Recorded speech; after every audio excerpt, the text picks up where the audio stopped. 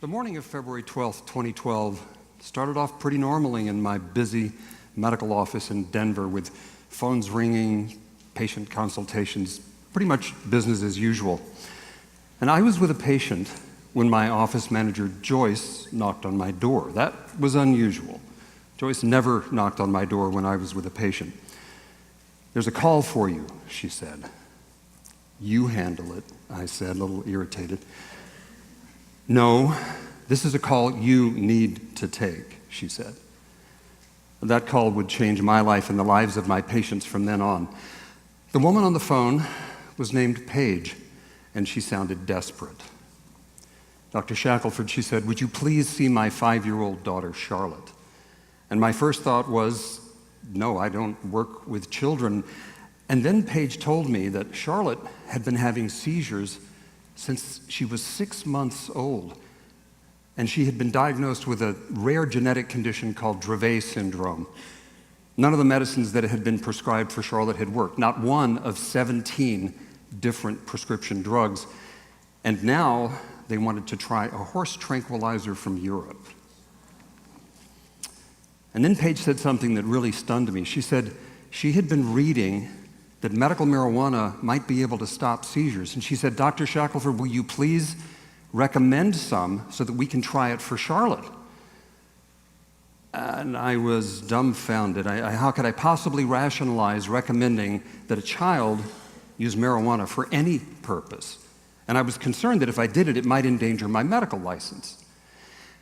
But then Paige told me that Charlotte had had 2 cardiac arrests.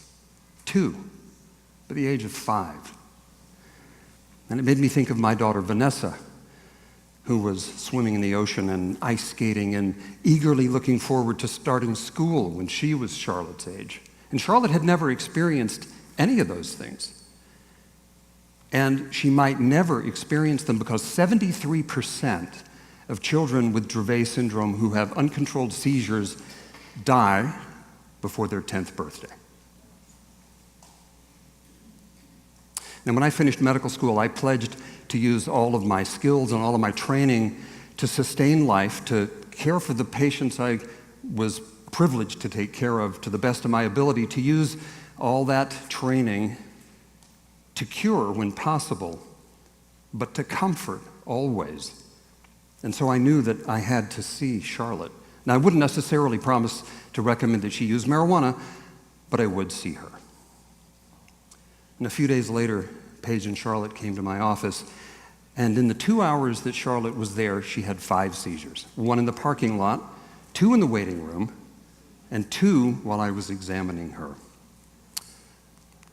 Now imagine your child having seizures like this. Again, 300 a week, 3 an hour of every day for 5 years. Now,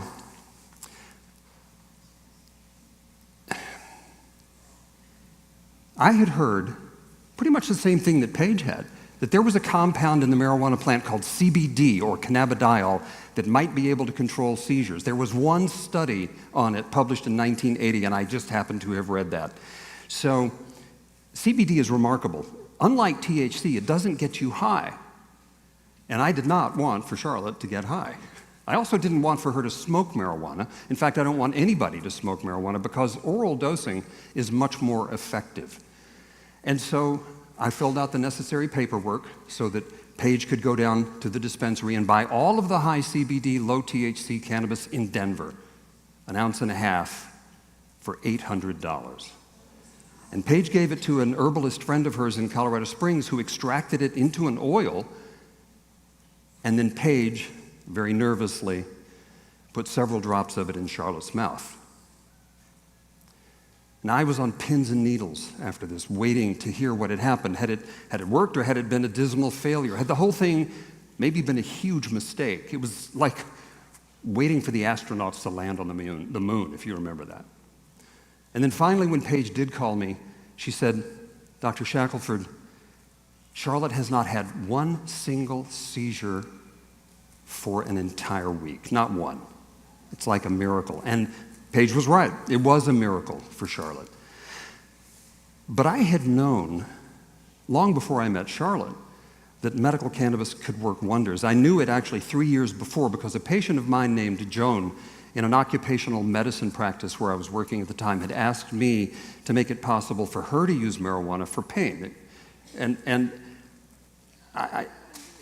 Joan was a remarkable patient, but she had been injured in a work accident and was taking more than 100 Percocet tablets a month. And the pain was still so bad that she couldn't do normal household chores, even cook for her family. And she was severely constipated and was worried about being addicted. But she had read that marijuana might be helpful for chronic pain, and she begged me to make it possible for her to do so. So very reluctantly, I filled out that paperwork so Joan could try it. And Joan went out and got the medical cannabis. Now, I say reluctantly because I knew nothing about it. I didn't know anything really about how to recommend cannabis, and there was no medical research on it. I couldn't find any articles on it in any of the medical journals that I was reading. You see, I'm a classically trained, very conservative physician. I graduated from the University of Heidelberg School of Medicine, where I did research as a medical student, and then I did 7 years of postgraduate training at the Harvard Medical School, where I was also a research fellow. I don't usually recommend treatments that I don't understand, and I want to know exactly how the drugs work. But I didn't have access to any of that scientific data that I normally relied on when it came to medical marijuana. What I did have was a desperate patient whose pain medicines weren't working very well. And to my surprise, and I have to say to my great relief, it worked extremely well for Joan. Joan was able to reduce the number of Percocets she was taking from 100 a month to 50, then to 20, and then she could stop taking it altogether. It was really pretty remarkable.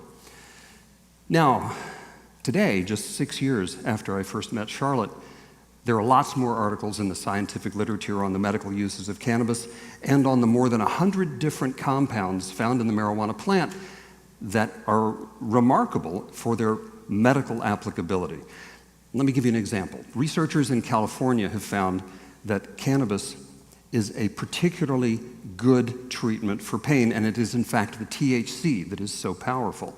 Researchers in Israel learned that nearly half of the patients with Crohn's disease who use medical cannabis no longer have any symptoms of the disease at all. And there are tantalizing early indications from research on the plant that some of the compounds found in the marijuana plant may someday be used to treat cancer.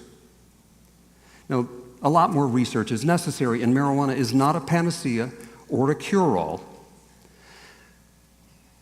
But the medical community is now beginning to recognize that cannabis may play an important role in taking care of patients for whom conventional therapies aren't working very well. And that is something that most of the 20,000 patients I've seen over the last 9 years can attest to. I had really no idea where that phone call would lead me 6 years ago when Paige called, but I can say from a great deal of experience that miracles are pretty commonplace among patients for whom nothing else has worked. Nothing but medical cannabis. This is not about pot. This is about patience. Now, you may be wondering about Charlotte and what happened. This is Charlotte about a year after she first started using medical cannabis.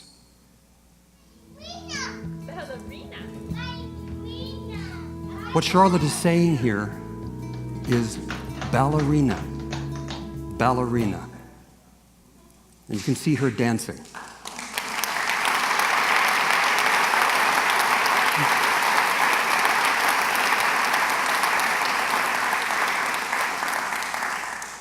And she's still doing very, very well.